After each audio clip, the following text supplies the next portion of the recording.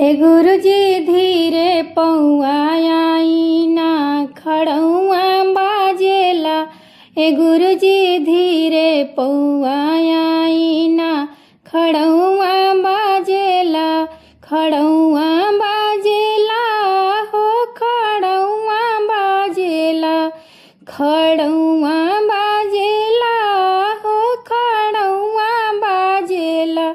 ए गुरुजी धीरे पौआ आई ना खड़ौआ बाजेला। ए गुरुजी धीरे पौआ आई ना। शिवजी के माथवा पर बड़े बड़े जटवा। बड़े बड़े जटवा हो बड़े बड़े जटवा। तो वही जटवा में गंगा महारानी विराजेली। तो वही जटवा में गंगा महारानी विराजेली। ए गुरुजी धीरे पौआ आई ना खड़ौआ बाजेला। ए गुरुजी धीरे पौआ आई ना खड़ौआ बाजेला। भोला जी के लीलारा पर दूजावा के चानवा। दूजावा के चानवा हो दूजावा के चानवा। तो उनका कानवा में बिच्छू के कुंडला विराजेला।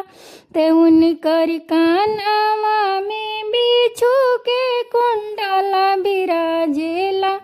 ए गुरुजी धीरे पौआ आई ना खड़ौआ बाजेला। ए गुरुजी धीरे पौआ आई ना खड़ौआ बाजेला। भोला जी के गलवा में सरप के मालावा। सरप के मालावा हो सरप के मालावा।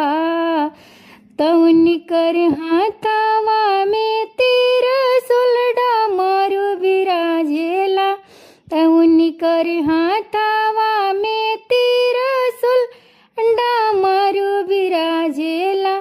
ए गुरुजी धीरे पौआ आई ना खड़ौआ बाजेला।